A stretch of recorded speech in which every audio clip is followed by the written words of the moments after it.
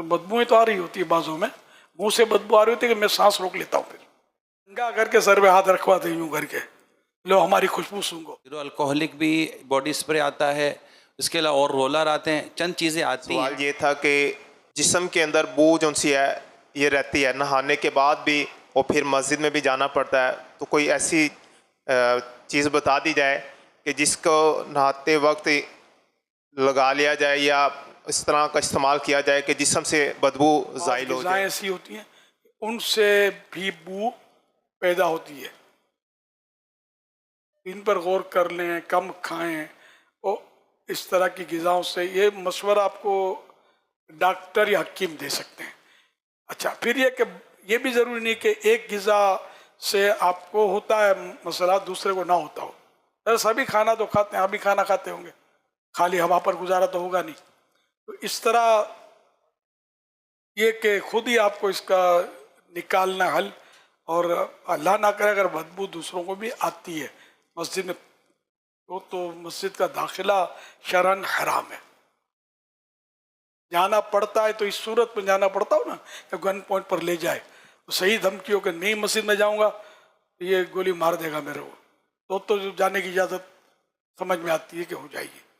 یہ میں سمجھانے کے لیے عرض کر رہا ہوں، تو ایسی کوئی مجبوری نہیں ہوتی کہ مسجد میں جانا پڑتا ہے، تو یار حکم شریعت پر ہی عمل کرنا ہے۔ میں سمجھتا ہوں بہت گراں گزرے، آدمی کو بہت مشکل ہو جائے، جو مذہبی آدمی ہو، نیک نمازی آدمی ہو، تو مسجد میں نہ جائے تو پھر ہر آدمی سوال کرے کہ یار کیوں نہیں آتے ہو، کیا ہوتا ہے اس سے؟ مسجد میں تو ہوتی ہے۔ وہ اپنے کئی مفتی ایسے عوامی مفتی بھی ہو سکتا ہے کہ ٹکرائیں، یہ کچھ نہیں ہوتا ہے، مورانوں کی باتوں میں کہاں آ جاتے ہو، نعوذ باللہ۔ یہ شرعی مسئلہ ہے کہ انسانوں کو بھی تکلیف ہوتی ہے اور فرشتوں کو بھی تکلیف ہوتی ہے، کوئی نہ بھی ہو تب بھی مسجد میں نہیں جا سکتے کہ فرشتوں کو، فرشتے تو ہوتے ہیں نا، ان کو تکلیف ہوتی ہے۔ اللہ آپ کو صحت دے، واقعی یہ بیماری تو ٹینشن فل بیماری ہے۔ اور وہی میں نے عرض کیا کہ غذاؤں پر اور خوب اچھی طرح مل مسل کر کوئی اچھا خوشبودار صابن ہو تو اس سے فرق تو پڑنا چاہیے۔ ہر نماز کے بعد یا تو آدمی جب بھی ہر نماز میں یا تو نہ آئے گرمیوں میں، جبکہ یہ عارضہ ہوتا ہے کہ نماز سے پہلے، اب یہ کہ ممکن ہے نہیں ہو تو ظاہر وہ خود بندہ سوچے، کوئی بھی ایسی صورت جس سے بدبو نکل جائے اور مسجد کی حاضری میں رکاوٹ نہ بنے، پھر بھی اگر شروع ہو گئی تو پھر مسجد سے باہر آنا ہوگا۔ تو اعتکاف کرتے ہیں اور اعتکاف میں نہ منہ بھی صاف نہیں کرتے، اسی بدبوؤں کے بھپکے چھوڑتے ہوں گے۔ اب 3 دن کے لیے آئے ہیں جو لوگ، تو ان کا بھی پتہ نہیں کیا کیا حال ہوتا ہوگا۔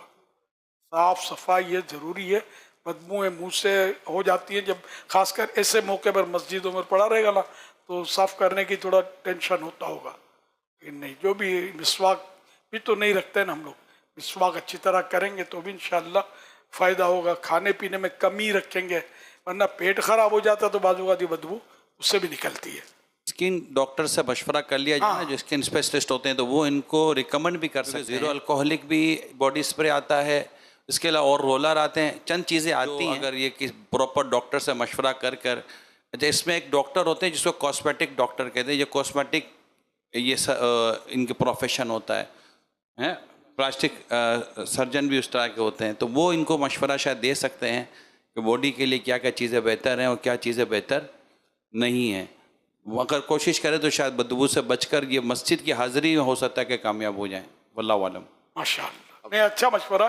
یہ خالی ایک تو یہ سامنے آئے بولنے کے لیے، مجھے پتہ نا جب ملاقاتیں کرتا ہوں، آپ کو بھی تجربہ ہوا اس کا، تو بدبوئیں تو آ رہی ہوتی ہے بازوں میں، منہ سے بدبو آ رہی ہوتی ہے کہ میں سانس روک لیتا ہوں، پھر کیا کروں، صاف کرتے نہیں منہ۔ اب گلے ملنے والوں کو بھی ایسا نہیں لگتا، کیونکہ یہ جو گردن کا یہ جو حصہ ہوتا ہے نا، اس طرف بھی پسینے کی وجہ سے بدبو آ رہی ہوتی ہے۔ ان کے جو کالر ہوتے ہیں ان میں سے بھی میل چپکا ہوتا ہے، بدبو آ رہی ہوتی ہے۔ اگر یہ سارا نظام دیکھ بھال لینا صفائی کے طور پر تو کافی صحت بھی ملے گی اور انشاءاللہ راحت بھی ملے گی۔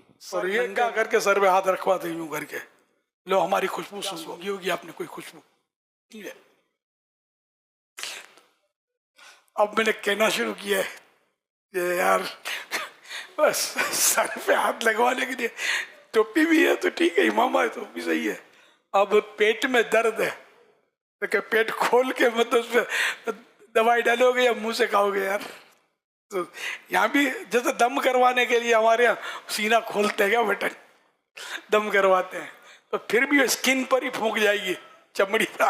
अंदर जो मसला है दिल, वो तो दूर है, तो दिल को कैसे उसका फायदा पहुंचेगा? अगर पहुंचता है दम करने का, और वाकई पहुंचता है, दिल को पहुंचता है, और चमड़ी गो सबको ही फाड़ लेती है फूंक, तो आपका कपड़ा भी फाड़ लेगी, चली जाएगी अंदर। तो ये खोलने की जरूरत, सीने पे दम कर रहा है, यूं कर लिया, खोल गए, पढ़ा कुछ, खुद ही पढ़ा, अंदर दाखिल करते रहे हवा। और ये बिला वजह तकल्लुफ है, मालूमात की कमी की वजह से। और ये जद्दी पुश्ती, ये बचपन से मैंने देखा है। तो जद्दी पुश्ती मतलब ये चल रहा लगता है, वो देखा देखी। सल्लु अलल हबीब सल्लल्लाहु अलैहि मुहम्मद।